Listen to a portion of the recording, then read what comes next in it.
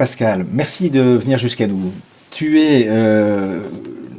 conseiller pour le livre et la lecture depuis de nombreuses années sur nos territoires. Que peux-tu nous dire de cette trajectoire et des spécificités de ces politiques publiques qui ont façonné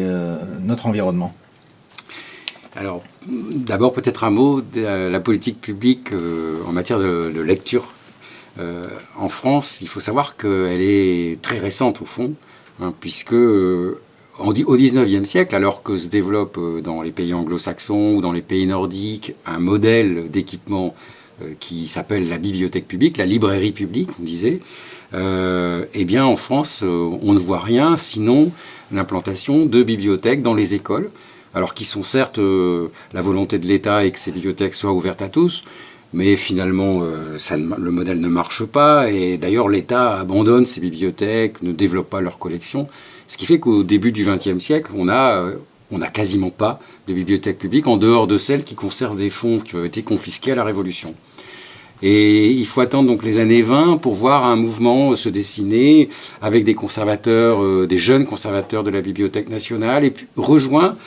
curieusement par des bibliothécaires new-yorkaises qui débarquent dans l'Aisne au sein du comité américain pour les régions dévastées et qui vont importer au fond un modèle de bibliothèque circulante avec des bibliobus et qui va donc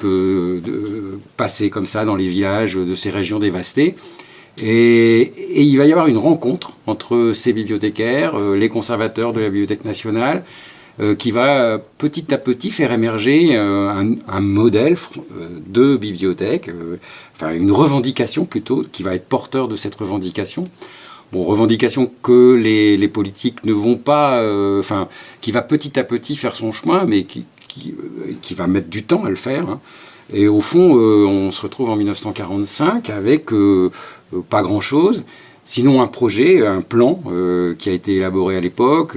un plan qui, en fait, comme on n'a pas d'argent pour le mettre en œuvre, on va se contenter d'en faire une partie. Et cette partie du plan qu'on va faire, c'est ce qu'on va appeler les bibliothèques centrales de prêt. Donc les bibliothèques qui vont être créées par l'État dans les départements et qui vont être munies de bibliobus, justement, et qui vont desservir l'ensemble des villes qui, à l'époque, ne sont pas équipées, et c'est à peu près la totalité des communes. Voilà, donc cette situation, elle perdure jusqu'en les années 60. C'est en fait Georges Pompidou, quand il est Premier ministre, qui s'intéresse beaucoup aux questions de lecture et qui va commander un rapport qu'on va lui remettre,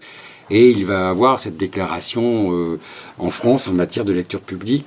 tout est à faire et je m'y emploierai. Et en effet, va se mettre en place à partir de ce moment-là une politique, d'une part, par exemple, la création de la bibliothèque publique d'information du Centre Pompidou, donc, du centre qui va devenir Centre Pompidou, une bibliothèque entièrement nouvelle dans le sens où elle est complètement en accès libre, l'ensemble des collections, alors que ce n'était pas du tout ce qui se passait dans les bibliothèques existantes en France, dans les peu de bibliothèques existantes en France. Une bibliothèque aussi de consultation,